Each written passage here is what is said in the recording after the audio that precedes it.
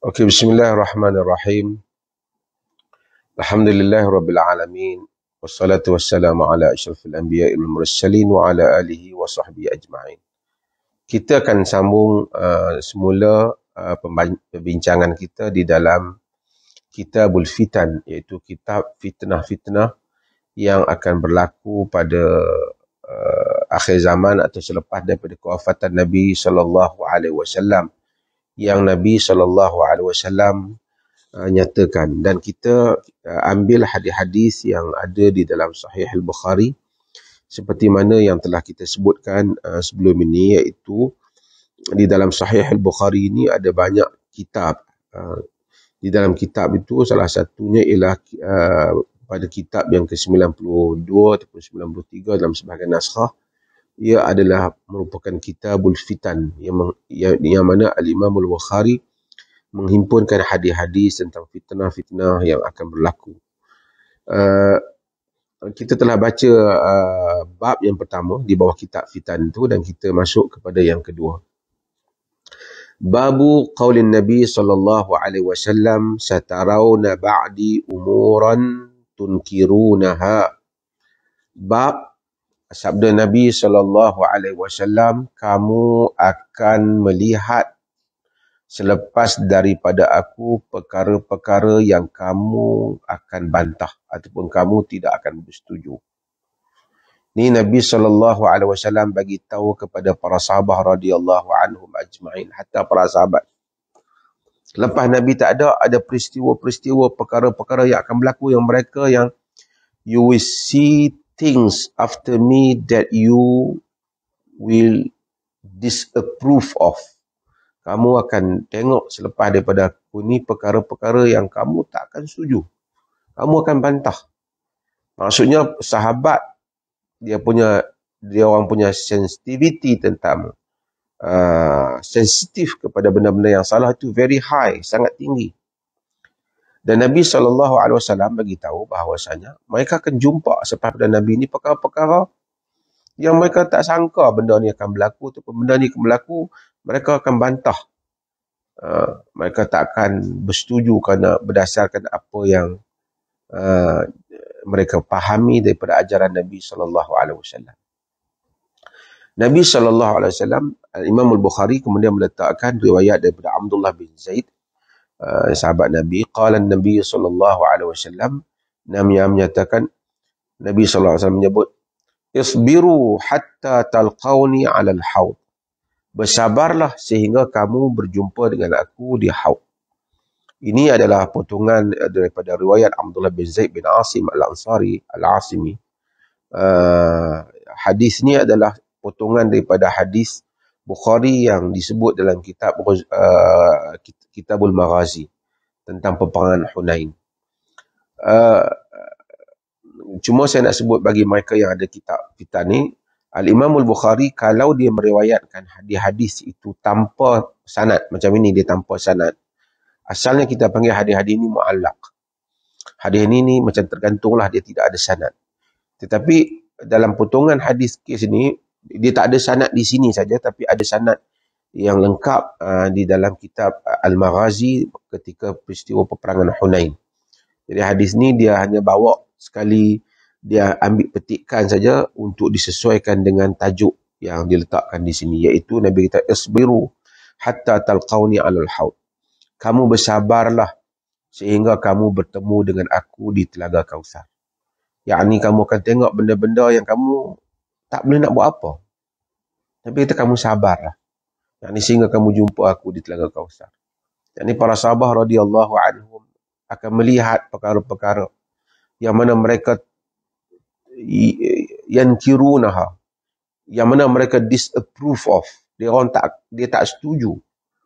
Tapi got no choice, tak ada apa-apa pilihan nak boleh mereka lakukan disebabkan kerana keadaan, terutama apabila hal itu dilakukan oleh para pemerintah.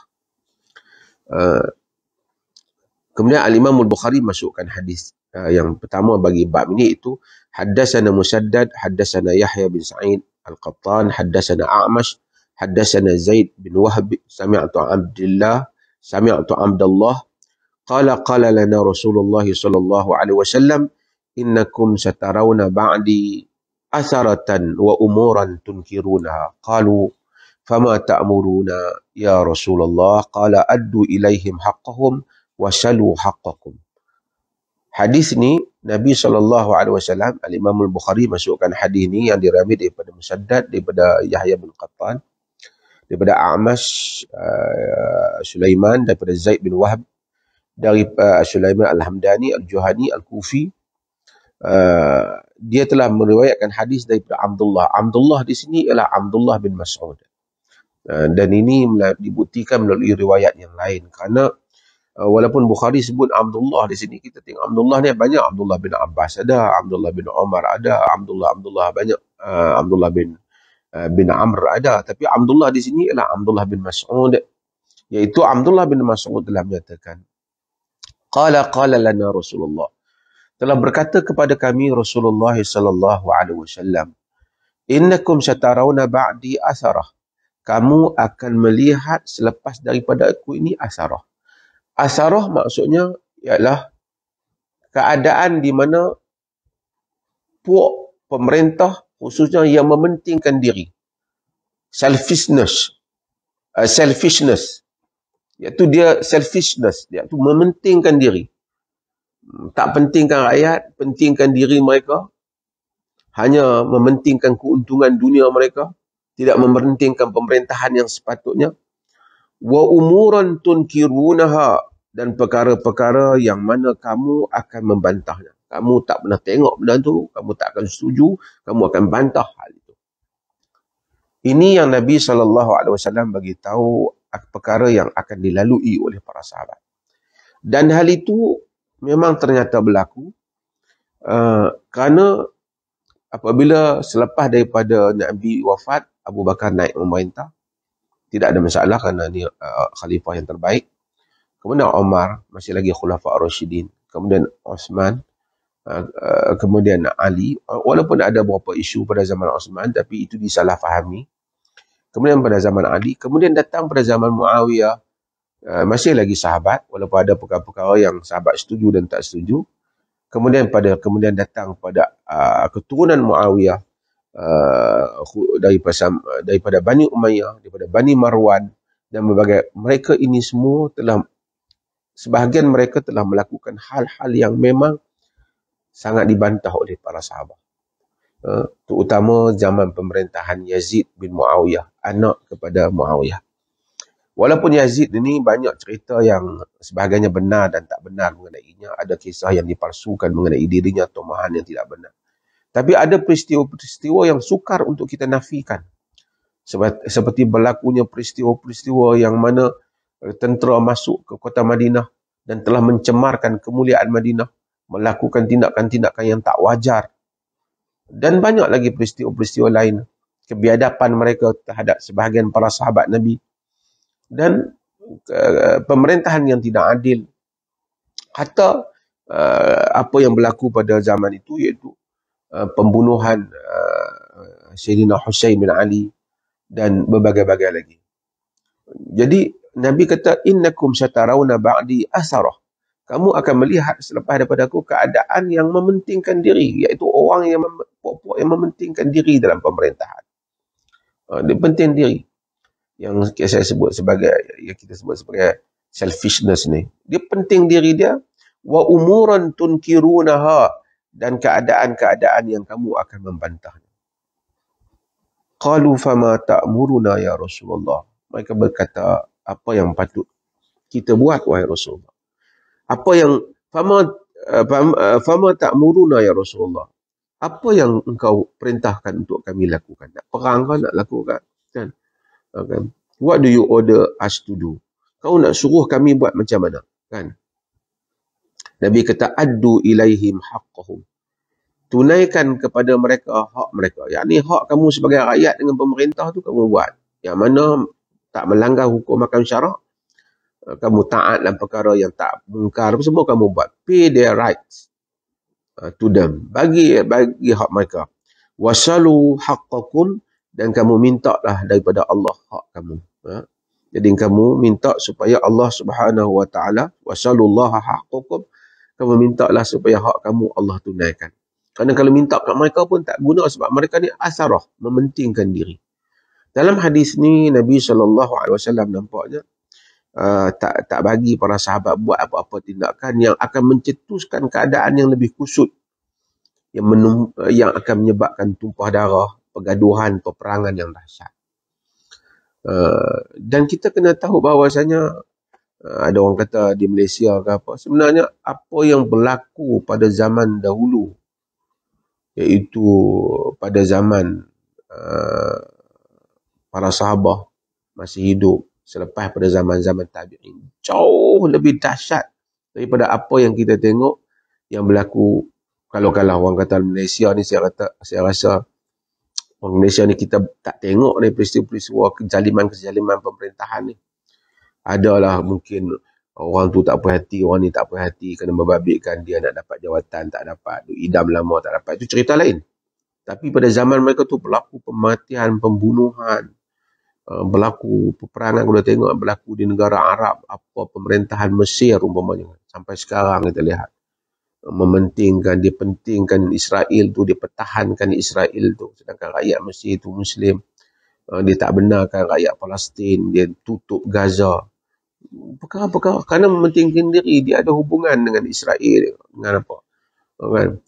Kita tengok pemerintah Mesir baru-baru ni macam mana hidupkan balik Firaun, sanjung, buat majlis khas untuk angkat mumia Firaun, satu perayaan, dan kezaliman yang macam-macam, bunuh ulama dan seumpama di Iraq, di macam-macam lagi. So kadang-kadang orang ni dia tak apa tahu tentang sejarah ni, dia ingat paling dahsyat ni, yang paling berlaku ni, tak ada apa yang tak dibandingkan pun apa yang kita alami di dalam negara kita ni. Kadang-kadang terlalu remeh sangat. Bukan saya approve apa yang sebahagian dibuat tu, tapi dalam apa yang berlaku di tempat lain tak dibandingkan dengan apa yang ada di negara kita.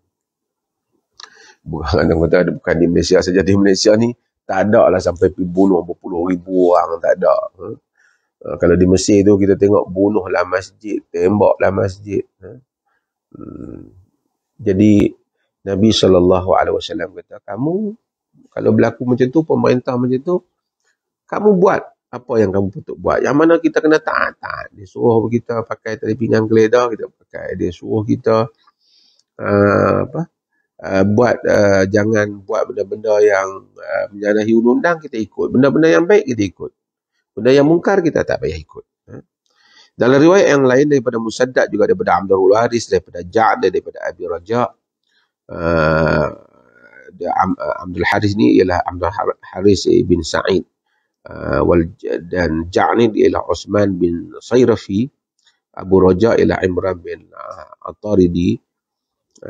Ni semua daripada rangkaian rawi ni daripada Ibnu Abbas radhiyallahu anhu, daripada Nabi SAW, man kariha min amirihi syai'an falyasbir. Sesiapa yang membenci daripada pemimpinnya sesuatu, falyasbir, kata Nabi. Fa innahu man kharaja minas sultani shibran mata mitatan jahiliyah. Kerana kata Nabi, sesiapa yang keluar daripada pemerintahnya walaupun sejengkal, dia mati dalam keadaan jahiliyah.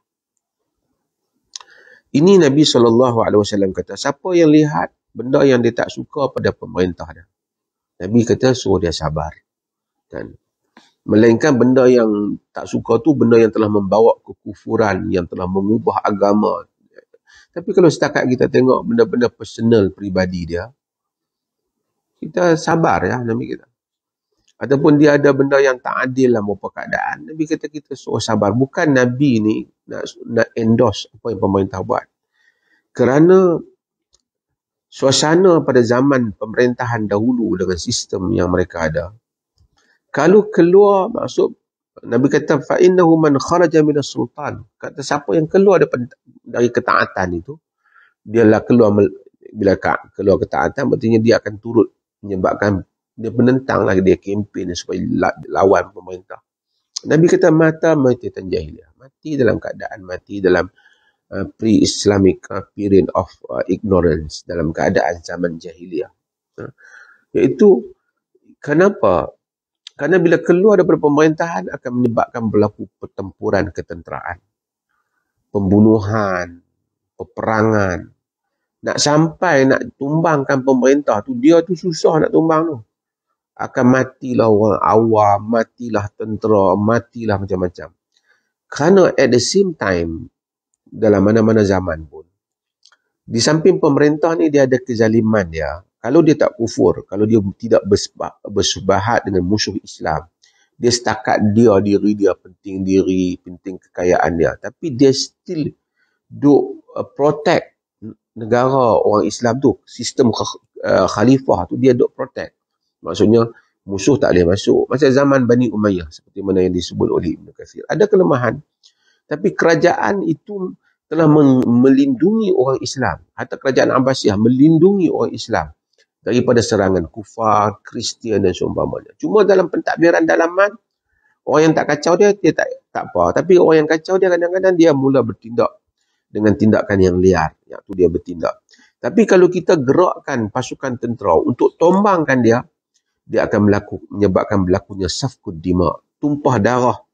Mana tumpah darah itu akan menyebabkan berlakunya kekacauan dan negara tidak tenteram. Pembunuhan akan begitu banyak. Sebab itu Imam An-Nawawi sebut wa amma khuruju alaihim wa qitaluhum fa huwa haramun bi ijma'il muslimin wa in kanu fasaqatul zalimin.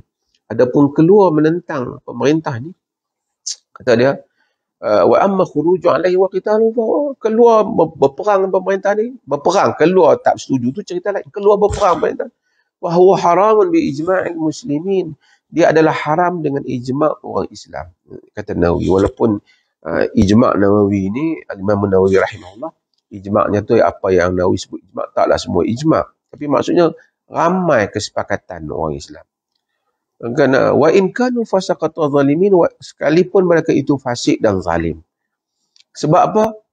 Wasababu fi dzalika lima yatarattabu alaihi min iraqati dima wa fasad fil ardh.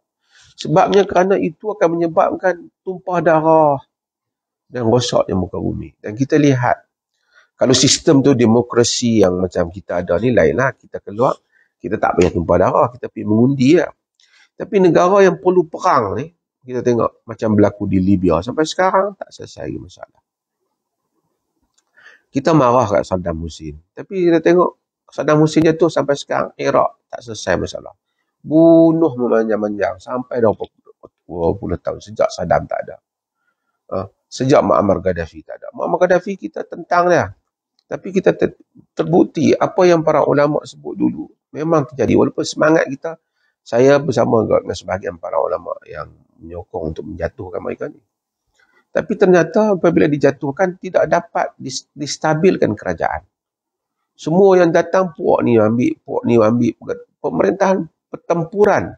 Kerana pemerintah tu kadang-kadang dia zalim tapi dia stabil. Maksudnya dia dapat mengawal keadaan.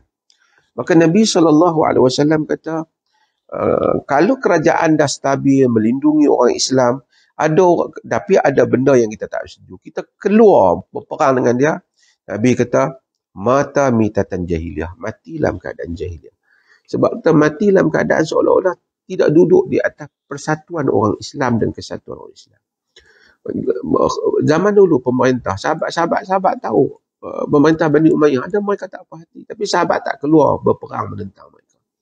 Sebab kena keluar, bila nak jatuhkan mereka tu, bukan saja dia nak jatuhkan.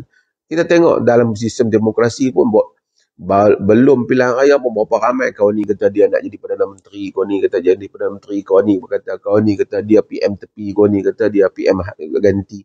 Macam tu lah. Pemerintahan ni apabila khalifah dia nak dijatuhkan, kalau dia dapat diganti dengan khalifah yang kuat tak apa. Tapi apabila berpecah, kawan ni naik, kawan ni berebut wilayah ni, kawan ni berebut wilayah ni, arti berlaku kacau bilau dalam negara dan sistem kekhalifahan orang Islam. Jadi ini menyebabkan Nabi SAW bagi tahu para sahabat, kita akan tengok hadis-hadis lain, suruh bantah kemungkaran tapi jangan tumpah darah. Kerana tumpah darah akan membawa mudarat yang lebih besar daripada apa yang dijangka. Jadi khalifah pun tak jatuh, kadang-kadang darah mati. Dah ataupun jatuh, berpecah-pecah, kawan ni berebut. Melainkan, Ibn Hajar akan sebut nanti di dalam Fathul Bari, melainkan kalau kita tahu bahawasanya dapat ditumbangkan dengan cara yang mana menumbangkannya itu lebih selamat daripada mengekalkannya. Kita dapat tumbangkan dia yang zalim dan jahat tu dengan cara mana tidak menyebabkan berlakunya tumpah darah yang besar ataupun menyebabkan berlakunya kehancuran kepada negara. Dalam hadis yang lain, Nabi SAW sebut, Al-Bukhari sebut juga hadis, iaitu hadis daripada Abu Nu'man, di mana iaitu Muhammad bin Fadl bin Nu'man As-Sadusi Al-Basri, iaitu guru kepada Imam Al-Bukhari, mana hadis daripada Hammad, dia menceritakan daripada kepadanya oleh Hammad bin Zaid daripada Aj-Ja'd, iaitu Aj-Ja'd dan Abu Osman tadi yang kita sebut tadi. Abu Osman melalui rangkaian riwayat yang tadi daripada Abu Ja'd tadi, daripada Raja Al-Utari yang Al-Utaridi tadi. Ibnu Abbas dia menyatakan, Nabi menyebut, man ra'a min amiri syai'an yakrahu falyasbir alaihi. Sesiapa yang melihat daripada pemimpinnya sesuatu perkara yang dia tak suka, hendaklah dia sabar. Fa innahu man faraqal jama'ah shibran mata famata illa mata mitatan jahiliyah. Kerana sesiapa yang keluar daripada jamaah. Jamaah ni bukan jamaah yang ditubuh oleh NGO atau parti politik yang tubuh kemudian dia panggil geng jamaah. Bukan itu yang Nabi maksudkan. Kadang-kadang ada orang guna hadis-hadis jamaah ni, dia kata itulah Nabi larang kita keluar jemaah. Dia kata jemaah kita. Kalau dia ada jemaah tu pun dakwah jemaah, bawa semua orang dakwah jemaah. Hadis ni takkan Nabi suruh berpecah-pecah lah orang Islam. Jamaah yang Nabi maksudkan dalam hadis ialah pemerintahan Islam yang menguasai umat, yang mempunyai syaukah, iaitu khilafah atau pemerintahan. Itu maksud jamaah. Apabila jamaah yang ni umat, dah ada negara yang besar, empire yang besar, umat ataupun ada negara. Nabi kata kalau ada benda tak puas hati, Nabi kita sabar. Jangan keluar daripada jamaah. Kenapa? Kerana kalau pemerintah ni dia tak maksum. Kalau sekiranya pemerintah tu dia katalah dia ada buat dosa. Dan of course manusia ada buat dosa. Buat dosa tu dijadikan modal politik. Dosa tu bukan dosa yang menghancurkan negara. Dosa dia. Misalnya katalah, let's say lah dia minum arak. Jadi something wrong. Berdosa besar. Tapi, ataupun dia buat dosa-dosa yang lain. Dosa ni kita nampak tu, kita nampak lah banyak lagi dosa lain. Jadi dia buat. Kalau kita semua bergerak untuk tombangkan dia, geng yang berniat nak kerusi tu, dia jadikan itu modal. Geng sana, dia jadikan itu satu modal yang lain pula. Semua orang, kalau Nabi kata, kalau kamu nampak dosa, kamu tombangkan pemerintah, tak akan ada kerajaan yang stabil. Tak akan ada kerajaan yang stabil dalam dunia Islam. Semua orang akan gunakan alasan agama untuk tombangkan pemerintah. Jadi Nabi SAW tutup. Nabi kata, kalau tengok, kamu sabar. Kamu sabar. Kerana siapa yang keluar dari faraqal man fa innahu man faraqal jama'ah shibran famat illa mata mitatan jahiliyah. Kerana sesiapa yang mana dia berpisah daripada jamaah, kemudian dia mati, maka dia mati di dalam keadaan jahiliyah, kata Nabi. Jamaah tu maksud umat tu, pemerintahan umat tu. Kerana kalau dia buat, dia pergi bawa 5,000 orang, kita tak usah ikut pemerintah ni, kita buat keadaan politik kita, pemerintahan kita sendiri. Yang sana pun pakat buat. Hancur. Akhirnya kawan ni pun nak ambil jawatan ni, tadi tombangkan A. Dah kawan ni nak dapat, B pergi ambil A, C pun nak dapat juga, akan berlaku pertempuran dalam dunia Islam. Maka hikmah Nabi SAW larang hal ini.